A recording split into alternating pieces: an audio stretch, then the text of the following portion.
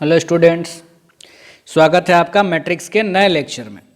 पिछले क्लास में हम लोग सीख रहे थे, होमवर्क का डिस्कशंस किए थे। यानी पिछला क्लास में हम लोग टाइप्स ऑफ मैट्रिक्स और फिर तीन तरह के मैट्रिक्स, हम लोग दो ही तरह के, एक तो कंसेप्ट ही था upper triangular matrix, lower triangular matrix, और फिर सीखे थे ट्रेस ऑफ ए मैट्रिक्स क्या होता है। एक दो और कंसेप्ट हम लोग सीख करके फिर आगे बढ़ते हैं। कंपैरेबल मैट्रिसेस नेक्स्ट कॉन्सेप्ट है हमारा, कंपैरेबल मैट्रिसेस। कि यहां आप लोग देखिए, टू मैट्रिक्स, डिफिनिशंस मैं लिख रहा हूं, two matrices A and B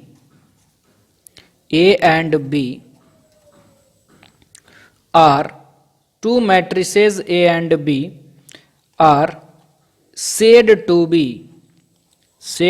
be comparable if their order are same,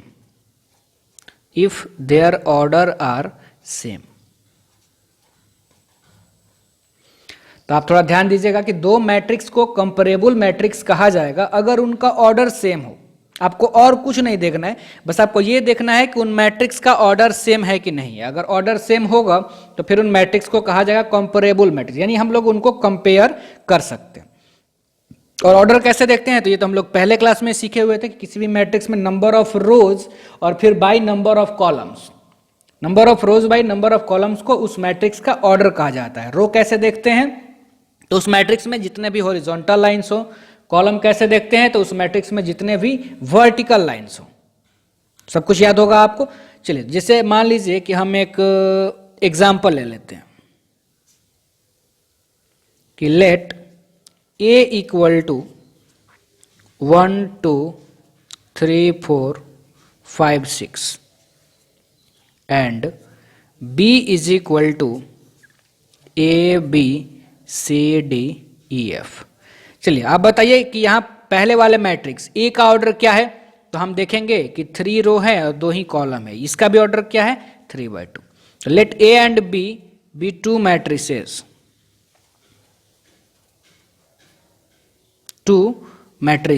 then here matrix A and B are said to be comparable because, क्यों हम लोग कह सकते हैं comparable matrices, because their order are same, their order are same. Matrix का order same है, इसीलिए हम लोग इनको कंपैरेबल मैट्रिसेस कह सकते हैं। अब ये बहुत बड़ा कंसेप्ट है नहीं, इसलिए बहुत ज़्यादा एग्जांपल्स करने की इस पर ज़रूरत है नहीं। बस ये आपको समझ में आए, इसीलिए बस एक एग्जांपल हम लोग छोटा सा कर लिए थे, कोई दिक्कत नहीं है इस पर। चलिए आगे हम लोग बढ़ते हैं। इसके बाद हमारा कंसेप्ट है, हम लोग सीखते हैं इक्वल मैट्रिसेस या इक्वलिटी ऑफ टू मैट्रिसेस। देखिए, नेक्स्ट कंसेप्ट है हम लोगों का इक्वलिटी ऑफ टू मैट्रिसेस। जैसा कि नाम से स्पष्ट है कि दो मैट्रिक्स इक्वल कब होंगे, इक्वलिटी ऑफ टू मैट्रिसेस। देखिए, अगर मैट्रिक्स एक ए है और दूसरा मैट्रिक्स बी है और अगर दोनों इक्वल है तो लिखने का तरीका वही है जो हम लोग अभी तक सीखे हुए हैं, ए इक्वल टू बी। ऐसे ही दोनों मैट्रिक्स को इक्वल लिखा जाता है। लेकिन पहले तो ये तो हम लोग सीख लें कि मैट्रिक्स इक्वल होगा कब। तो ध्यान से सुनिए कि दो मैट्रिक्स इक्वल तभी होगा जब पहला चीज कि उनका ऑर्डर सेम होना चाहिए। अगर हम लोग दो मैट्रिक्स ले लें, ए पहला मैट्रिक्स और दूसरा मैट्रिक्स हम ले लें बी, तो दोनों मैट्रिक्स यानी A is equal to B, matrix A equal to matrix B if and only if, यानी सिर्फ ये तभी पॉसिबल है जब जो आने वाले पॉइंट्स जो मैं लिख रहा हूं, पहला order of A equal to order of B, order of A equal to order of B, और दूसरा corresponding elements of corresponding elements of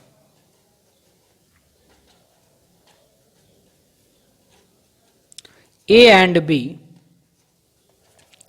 B are same। ठीक है, बस यही दो कंसेप्ट है कि मैट्रिक्स इक्वल कब होंगे। तो दो मैट्रिसेस इक्वल तभी हो पाएंगे, पहला कंडीशन जब दोनों का ऑर्डर आपस में इक्वल हो, और दूसरा कंडीशन कि उनके करस्पॉन्डिंग एलिमेंट्स आपस में इक्वल होने चाहिए। करस्पॉन्डिंग एलिमेंट्स का मतलब थोड़ा सा आप समझ लीजिए, क्योंकि अभी थोड़ा ज़रूरत पड़ेगा आगे भी एडिशन वगैरह में भी। मान लेते हैं कि ये दो मैट्रिक्स हम ले लिए, और दोनों ही मैट्रिक्स हम लोग सेकंड ऑर्डर का लिए, एलिमेंट्स हम नहीं लिखे, बस आपको ये समझना है इन पॉइंट्स को। तो ये दोनों को हम इक्वल तो कब लिखेंगे, ऑर्डर सेम होना चाहिए था, सेम ऑर्डर है। दूसरी बात, करस्पॉन्डिंग एलिमेंट सेम होना चाहिए। करस्पॉन्डिंग एलिमेंट का मतलब यहां का एलिमेंट इस एलिमेंट के बराबर होना चाहिए। करस्पॉन्डिंग एलिमेंट कहने का सेंस होता है कि पहले वाले मैट्रिक्स के पहला रो और पहले कॉलम का एलिमेंट इक्वल होना चाहिए दूसरे वाले मैट्रिक्स के पहला रो और पहले कॉलम के एलिमेंट्स का। सिमिलरली पहले वाले मैट्रिक्स के पहला रो और दूसरे कॉलम का एलिमेंट इक्वल होना चाहिए दूसरे वाले मैट्रिक्स के पहले रो और दूसरे कॉलम के एलिमेंट्स के। तो करस्पॉन्डिंग एलिमेंट्स का मतलब ये हो गया कि मैट्रिसेस का जो पोजीशंस होना चाहिए, जो पोजीशंस पे करस्पॉन्डिंग पोजीशंस पे जो एलिमेंट्स होंगे वो आपस में इक्वल होने चाहिए।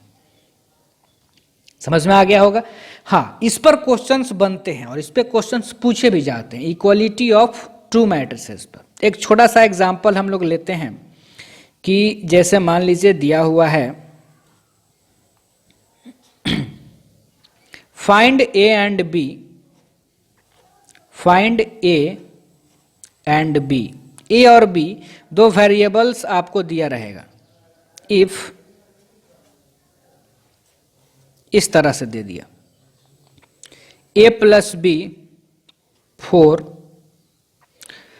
यहां दे दिया -2 और यहां दे दिया मान लीजिए 6,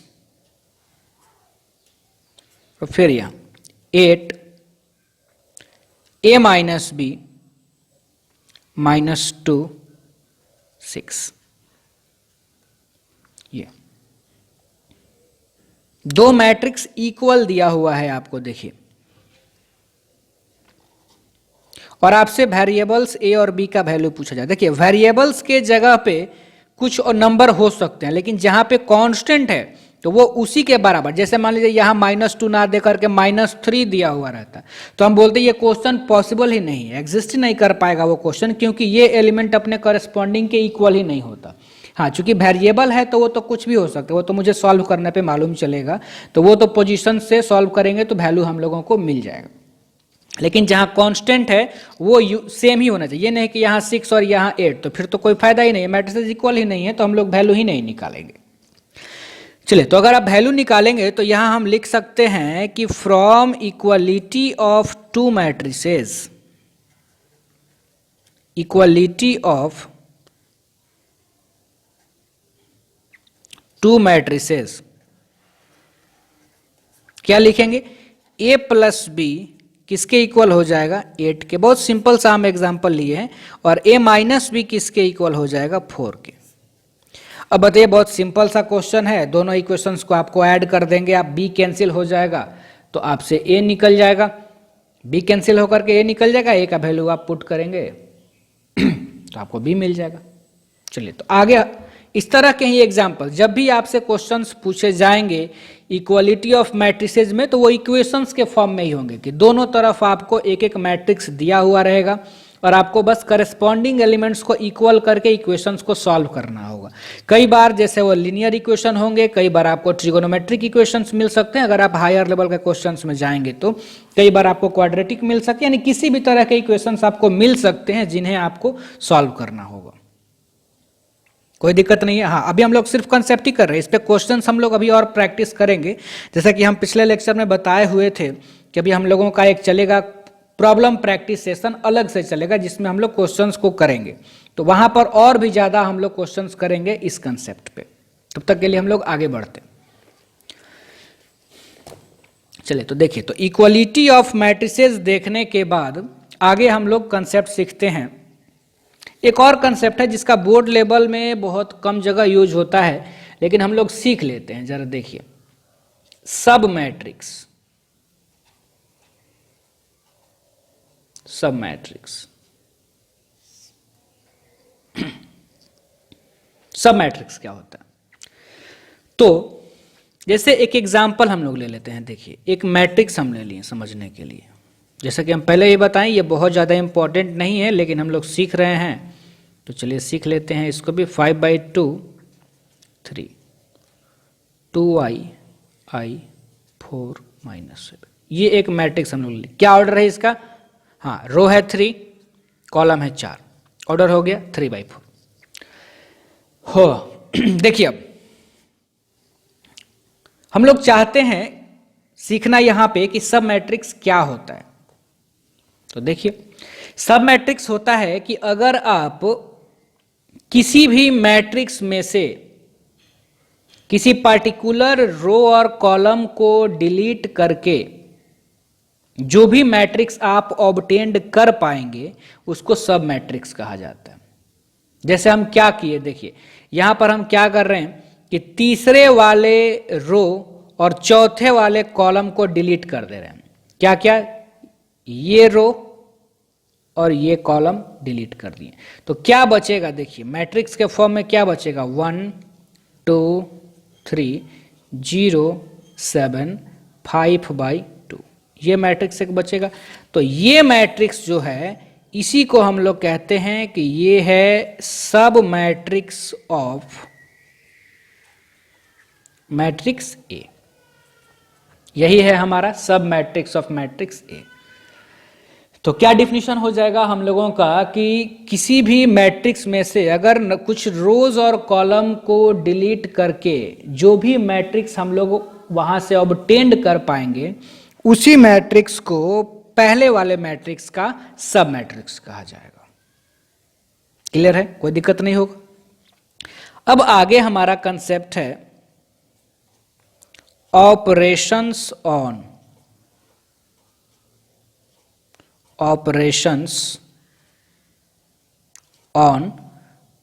मैट्रिसेस। यानी अब देखिए, अभी तो हम लोग अभी तक सिर्फ ये सीखें कि मैट्रिक्स होता क्या है, मैट्रिक्स में क्या क्या चीजें होती है और मैट्रिक्स कितने टाइप्स के होते हैं। अब हम सीखते हैं कि जैसे मान लीजिए मैट्रिक्स में ऑपरेशन कहने का मतलब है कि जैसे आप बचपन में सीखे कि नंबर क्या होता है, काउंटिंग क्या होता है, उसके बाद आप उनका ऑपरेशन सीखें कि नंबर को कैसे जोड़ा जाता है, कैसे घटाया जाता है, कैसे मल्टीप्लाई करेंगे, डिवाइड करेंगे, स्क्वायर करेंगे, स्क्वायर रूट करेंगे। तो कुछ उसी तरह के कुछ पार्टिकुलर कंसेप्ट मैट्रिसेस में भी हैं कि अगर आप मैट्रिक्स सीख के मैट्रिक्स को आप पहचानने लगे तो कुछ ऑपरेशन आप सीखिए मैट्रिक्स पर। जैसे मैट्रिक्स को कैसे जोड़ते हैं, कैसे घटाते हैं, किसी स्केलर से मैट्रिक्स को कैसे गुना करेंगे, दो मैट्रिक्स को कैसे गुना करेंगे। मैट्रिक्स का डिवीजन नहीं होता है, प्रोडक्ट तक ही हम लोगों को सीखना है, फिर कुछ आगे के कंसेप्ट सीखने। तो ऑपरेशन ऑफ मैट्रिसेस में सबसे पहले हम लोग सीखेंगे एडिशन ऑफ टू मैट्रिसेस। कैसे हम लोग जोड़ेंगे मैट्रिसेस को। Addition of two matrices.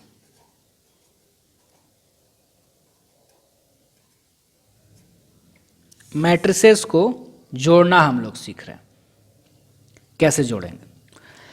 तो पहले तो ये देखिए, डिफिनेशंस हम नहीं लिख रहे हैं। डिफिनेशंस के लिए हम आपको पहले भी बताए हैं कि एक नोट्स टाइप का हम आप लोगों को व्हाट्सएप में या फिर इसी में डिस्क्रिप्शन में लिंक में प्रोवाइड करा देंगे, और या आप व्हाट्सएप नंबर पे भी जुड़ के इसका नोट्स ले सकते हैं। नोट्स अगर मैं लिखने लगूंगा डेफिनेशन तो फिर टाइम हमारा ज़्यादा लगेगा। ऐसे ही नंबर ऑफ वीडियोज़ मुझे लग रहा है कि बहुत ज़्यादा हो जाएंगे, तो इसलिए हम लोग बस कंसेप्ट को सिर्फ समझते हैं। डेफिनेशंस तो आप कहीं से भी लिख सकते हैं, या अगर कहीं से नहीं लिख सकते हैं तो फिर व्हाट्सएप पे हम आपको भेज देंगे आपको नोट्स। तो दो मैट्रिक्स हम लोग ले लेते हैं, ए और बी। ए एंड बी दो मैट्रिक्स हम लोग ले लिए।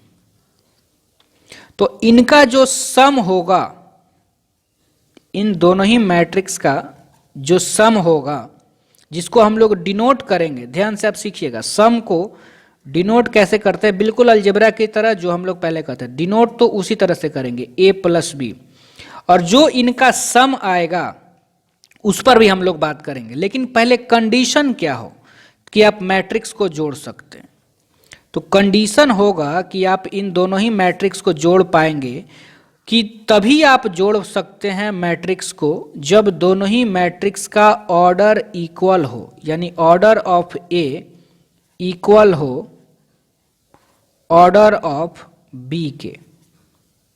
मैट्रिक्स का अगर दोनों ही मैट्रिक्स का ऑर्डर इक्वल नहीं होगा तब तो मैट्रिक्स के एडिशन की बात ही नहीं होगी। मैट्रिक्स के एडिशन की बात तभी होगी जब दोनों ही मैट्रिक्स का ऑर्डर सेम होगा। फिर से मेरी बात आप सुनिए कि दो मैट्रिक्स को हम लोग तभी जोड़ सकते हैं, तभी ऐड कर सकते हैं जब उनका ऑर्डर सेम हो। Two matrices A and B are add if their order are same. अगर ऑर्डर सेम नहीं होगा तो फिर हम लोग उनको नहीं ऐड कर सकते हैं।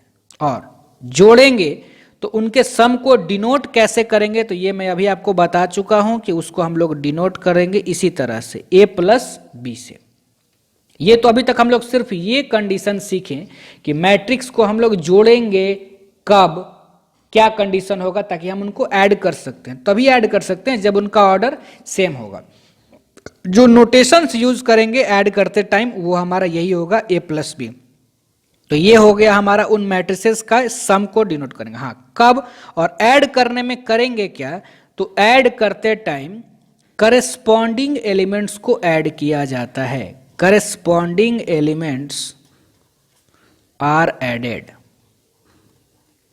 Corresponding elements are added. और करेस्पॉन्डिंग एलिमेंट्स क्या होता है ये अभी हम आपको इक्वलिटी ऑफ टू मैट्रिसेस बताते समय अच्छे से बता दिए थे। हम लोग क्या सीखे कि दो मैट्रिसेस को हम लोग तभी ऐड कर सकते हैं जब दोनों का ऑर्डर सेम हो, और ऐड करते टाइम करेस्पॉन्डिंग एलिमेंट्स को हम लोग आपस में ऐड करते हैं। कोई दिक्कत नहीं है। चलिए एग्जाम्पल हम लोग देखते हैं।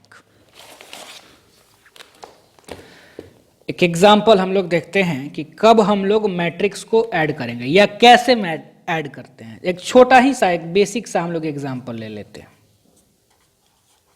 Let a is equal to 1 2 3 4 and b is equal to 0 -2 4 -5 be two matrices. तो पहले तो आपको ये समझना होगा कि इन दोनों ही मैट्रिक्स को हम लोग ऐड कर सकते हैं कि नहीं कर सकते। बिल्कुल कर सकते हैं। हाँ, क्यों कर सकते हैं, क्योंकि दोनों ही मैट्रिसेस का ऑर्डर सेम है, इसलिए हम लोग इसको ऐड कर सकते हैं। बी टू मैट्रिसेस, देन अगर हम ऐड कर सकते हैं तो क्या कंडीशन होगा, कैसे ऐड करेंगे। कंडीशंस तो हम लोग देख लिए कि ऐड हम कर सकते हैं। तो पहला में a प्लस बी, यानी दोनों ही मैट्रिसेस को हम लोग जोड़ रहे हैं, तो नोटेशंस तो हमारा यही होगा, अभी हम लोग सीखे थे। मैट्रिक्स ए को लिख लेते हैं पहले 1 2 3 4 प्लस मैट्रिक्स बी को लिख लेते हैं 0 -2 4 -5। और हम लोग ये भी सीखे थे कि दो मैट्रिसेस को ऐड करते समय उनके करस्पॉन्डिंग एलिमेंट्स को आपस में ऐड किया जाता है। यानी 1 में कौन ऐड होगा, तो 1 में ऐड होगा करस्पॉन्डिंग एलिमेंट 1 का कौन है, दूसरे वाले मैट्रिक्स में तो 0, तो 0 ऐड होगा। 2 में कौन ऐड होगा, तो -2 ऐड होगा। 3 में कौन ऐड होगा, तो 4 ऐड होगा। और 4 में कौन ऐड होगा, तो -5 ऐड होगा। ऑर्डर सेम था इसलिए जोड़ सकते हैं। कैसे जोड़ेंगे, करस्पॉन्डिंग एलिमेंट को जोड़ेंगे। अभी हम लोग कंसेप्ट सीखे, बस जोड़ दे रहे हैं। 1 0 7 -1। सिमिलरली हम ये भी देखते हैं कि अगर मान लीजिए हम निकालें b प्लस ए, तो पहले हम लोग लिखेंगे मैट्रिक्स b को। b हमारा कितना था, 0 -2 4 -5। हाँ, ये हम जरूर पहले से ही जानते हैं कि ऐड हम कर सकते हैं, इसलिए कर सकते हैं क्योंकि दोनों ही मैट्रिसेस का ऑर्डर सेम था। अब हम लिखते हैं मैट्रिक्स a को 1 2 3 4। तो ये कितना हो जाएगा, ऐड करेंगे 0 + 1 तो 1 -2 + 2 0, 4 प्लस 3 7, -5 प्लस 4 -1। ये हम बस आपको इसीलिए a प्लस बी और b प्लस ए दोनों बताएं क्योंकि एक प्रॉपर्टीज भी हम लोग पढ़ेंगे कि मैट्रिक्स एडिशन कम्यूटेटिव लॉ को होल्ड करता है। यानी जो रिजल्ट आया था हमारा a प्लस बी का, वही रिजल्ट हमारा आया हुआ है b प्लस ए का भी, यानी ये कम्यूटेटिव लॉ को होल्ड करता है। तो अब हम लोग आगे एग्जाम्पल्स और भी बहुत सारे आएंगे, जैसा कि हम बार बार बताते चल रहे हैं कि प्रॉब्लम्स का अलग से हम लोग लेक्चर कंसिडर करेंगे, प्रॉब्लम्स का लेक्चर अलग से हम लोग करेंगे। अभी सिर्फ हम लोग थोड़ा कंसेप्ट सीख लेते हैं। अब हम लोग देखते हैं कि प्रॉपर्टीज क्या होगा मैट्रिक्स एडिशन का, मैट्रिक्स एडिशन का properties, properties of matrix addition, properties of matrix addition, matrix addition का प्रॉपर्टीज।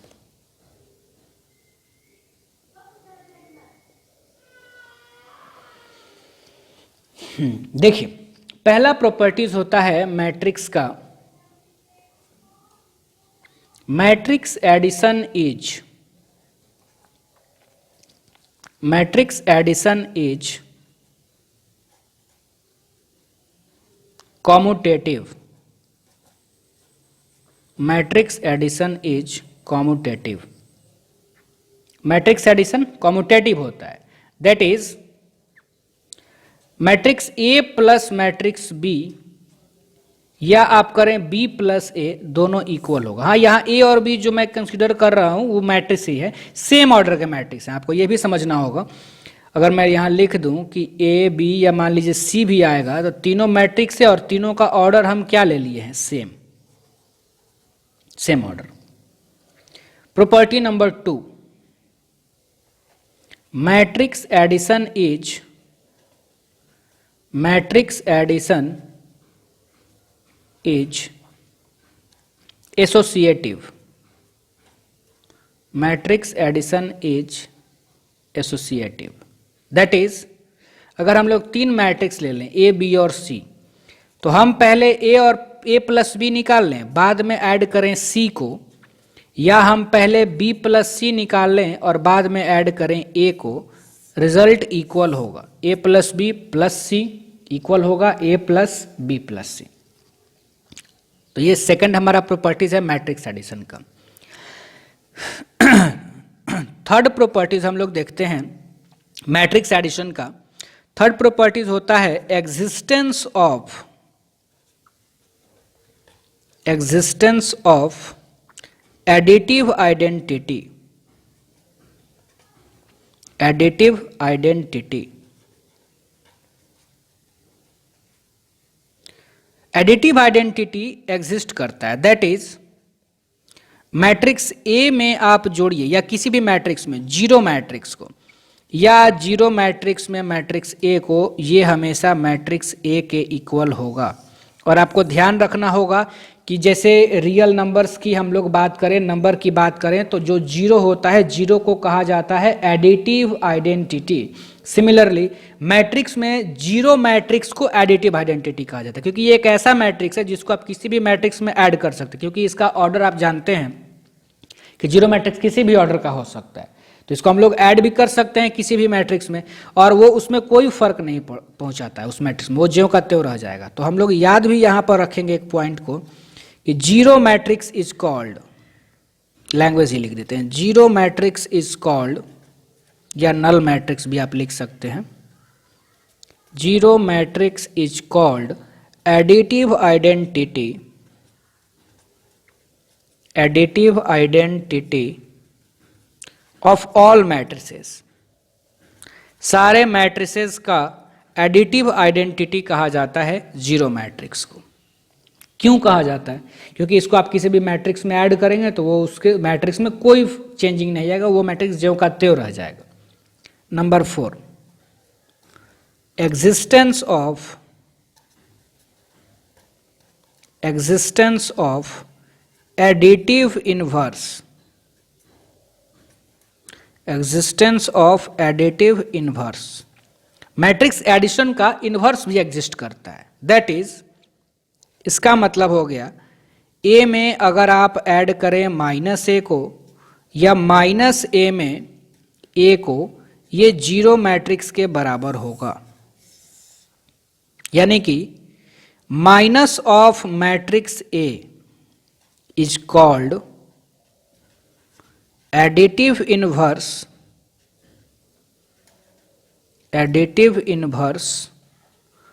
Of matrix A